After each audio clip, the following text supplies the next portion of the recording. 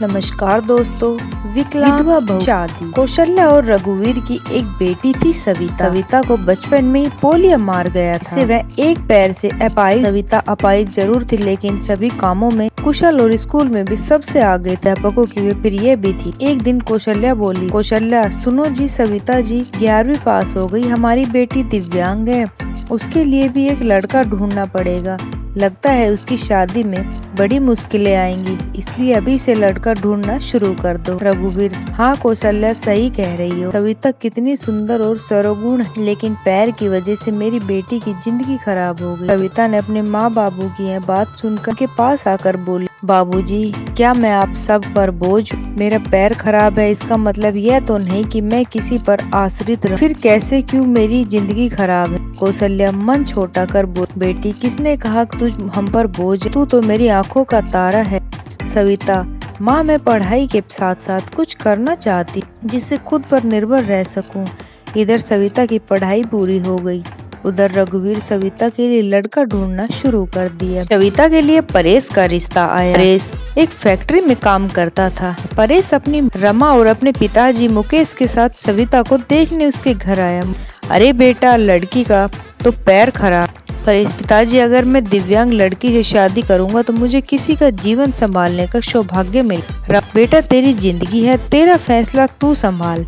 परेश, देखिए सविता जी, मैंने जितनी तारीफ आपकी सुनी है, मैं अपने आप को रोक नहीं पाया आपसे मिलने के लिए। और आप शादी के लिए राजी है क्या? सविता, परेश जी, मैं एक अपाहिज लड़की और आप पूर्ण रूप से स्वस्थ है, क्या आप एक अपाहिज लड़की को स्वीकार करेंगे? परेश, मैं जिंदगी भर आपका सहारा बनने के लिए तैयार हूँ, अगर आपको ऐतराज ना।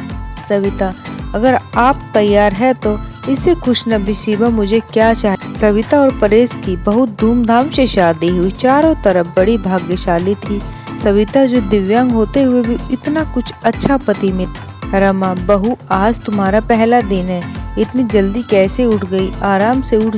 सविता, माँ मुझे जल्दी उठने की आदत है, मैं नाश्ता बना दिया है, आप सब लोग नाश्ता कर लीजिए। रमा भी हैरान थी कि एक पैर पर खड़ा होते हुए भी सुबह उठकर नाश्ता भी बना दिया। इसी तरह सविता ने थोड़े ही दिनों में सारी जिम्मेदारी अपने ऊपर ली। सविता से बहुत खुश थी। रमा, परेश तेरी बीवी लाखों में नहीं करोड़ों में एक है।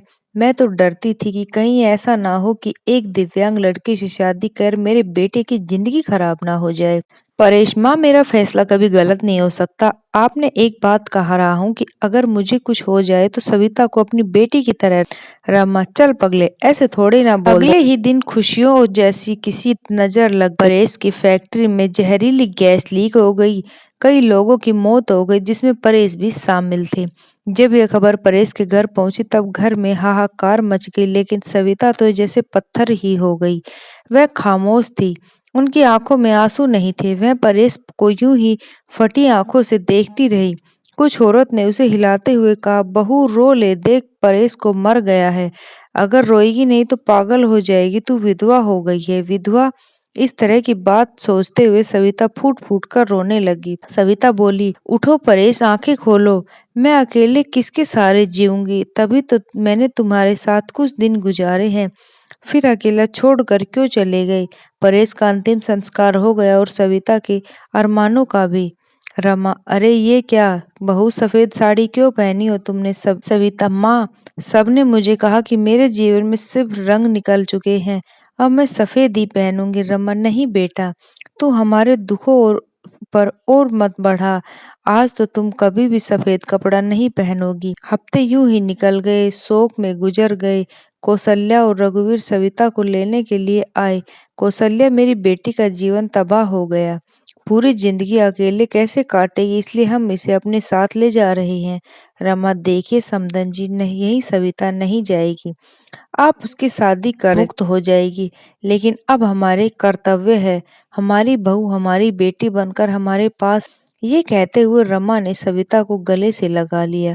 मुकेश, हाँ समधी जी, रमा सही कह रही है, हम सविता को आगे पढ़ाएंगे और किसी लायक बनाएंगे, आप चिंता मत करना, सभी सविता के पलकों पर बिठा कर रखेंगे। सविता, माँ बाबू परेश इनके इकलौता बेटे थे, अब तो नहीं रहे, तो ऐसे में इनको छोड़कर मैं कैसे चली जाऊं? मैं इसके पास रहकर ही सेवा करूंगी। सविता के माता पिता बाबूजी चले गए। सविता ने अकेली थी। उसके सारा काम उसके ऊपर था। वह पढ़ाई करने लगी। ऐसे में उसकी मुलाकात गौरव से हुई। समय समय पर सविता की पढ़ाई में मदद करता। गौरव मुकेश के दोस्त था। बहुत अच्छा बेटा था।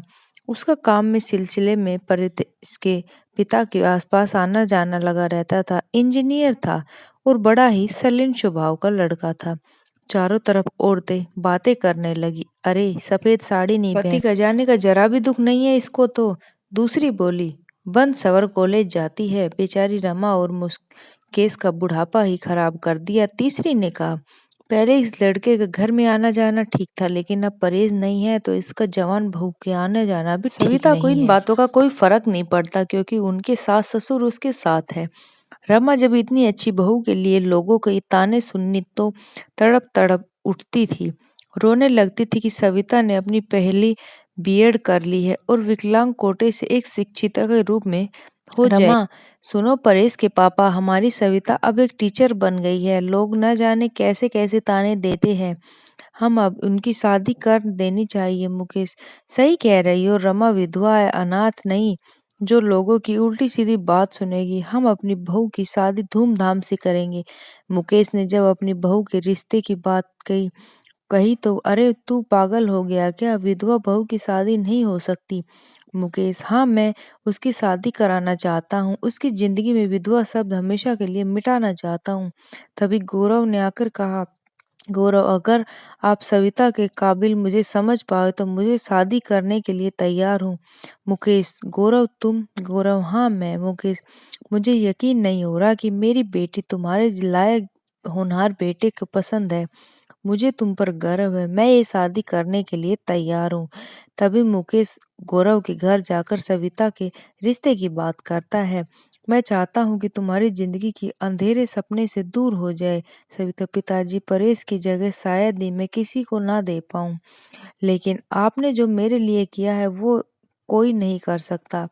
आपका फैसला मेरी सराखों पर है। जैसा आप कहेंगे मुझे मंजूर है। और सविता और गौरव की धूमधाम से शादी हुई और खुशियां ही खुशियां रहने लगी।